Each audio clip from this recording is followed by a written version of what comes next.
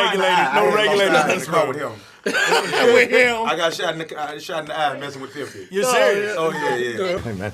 Yeah, I told him my story and whatnot. He was wondering about my eye. I told him I was in the car with you when you got shot. Being nosy. Only bank that's never been robbed. That's why we're gonna rob it. Every time I'm in the street, I hear ya. Man down. Where you from? We gotta move.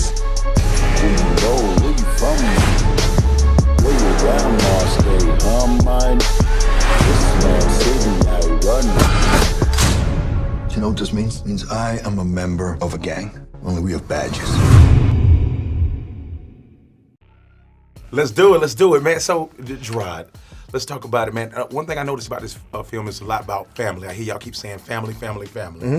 You lose your family inside of the film.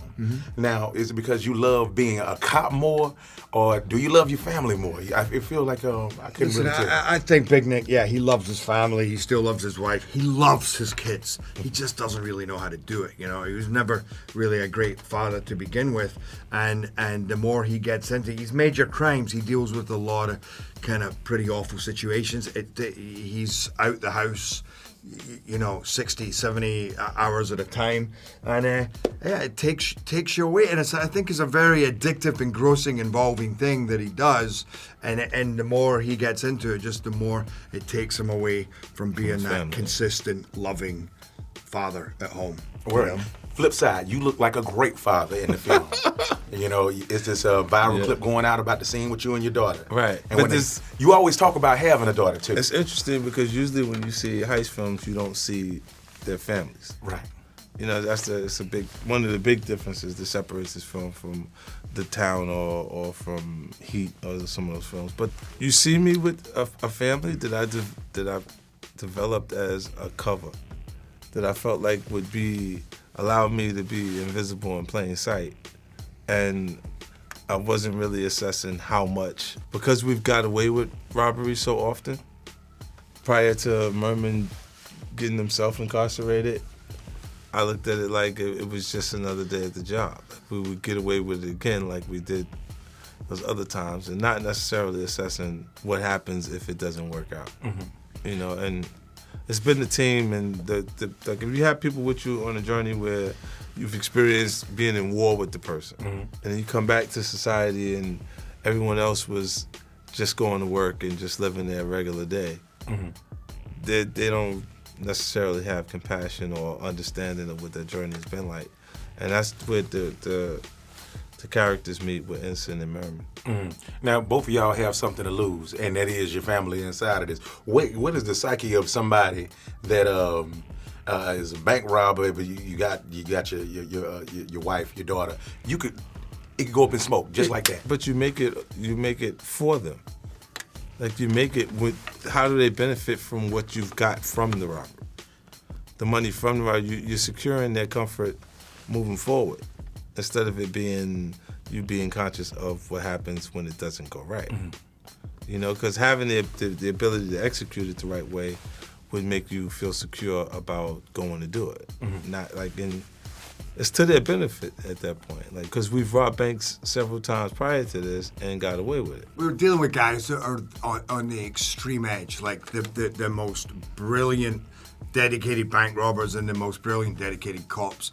And I think that somewhere along the line, they kind of learn to put their family out of it, Right. They're so about solving this case or bringing down the Federal Reserve that, sadly, they don't think enough about their wives or their kids because it's all about winning. His character, Big Nick, points out 5 different jobs that took place that were done so sophisticated that it had to be the same crew. And the sophistication of the actual, how it's being executed, is what makes us feel like we can do it any day now. Is he the bad guy to you, and is he the bad guy to you? Oh, yeah.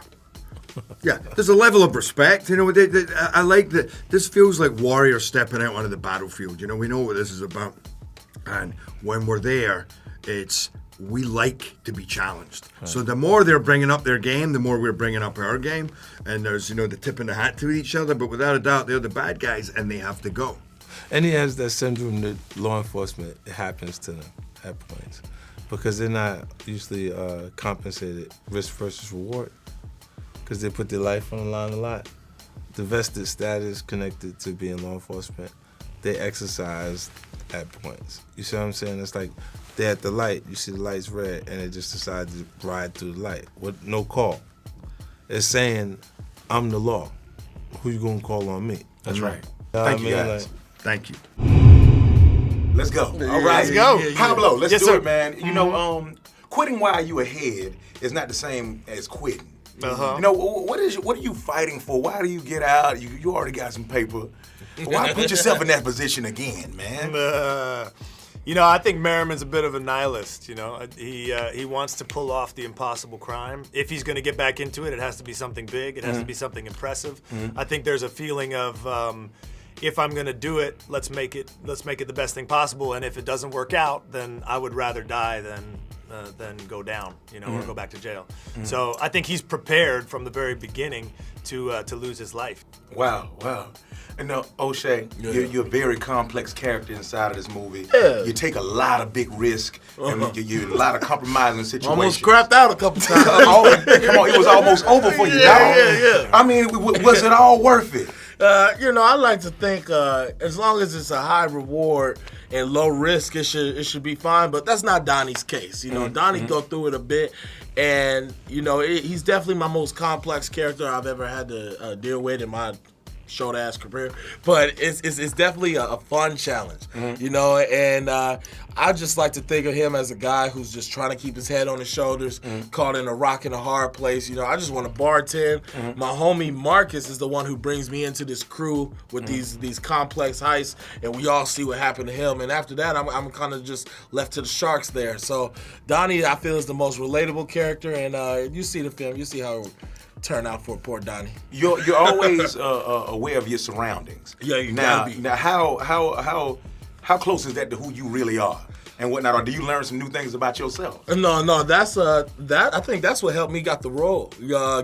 Is when I was doing Straight Outta Compton, you know, my father has always taught me to play chess. You know, make sure you see everybody's face in a room. You know, That's kind right. of map out your surroundings. Yeah. And you know, that bit is within Donnie Wilson, and he take it a little bit further than I do. Why do you trust him? Oh, I don't. He's smart. I don't trust nobody. You don't trust nobody. I don't trust nobody. Them tall people don't trust nobody. Bro. But I mean, if you're talking about, there's just so little we can talk about in that regard. Y'all done gave away a couple of spoilers already. I don't know what you're talking You about. led us there, bro. I don't know what you're talking You about. brought bro. us right to the edge. You made us jump. I don't Please think. don't stop the music. Come on. Come on, let's do it. Come on. I don't think Merriman trusts anybody. Honestly, I think he's very tactical. He's playing the game as carefully as he can.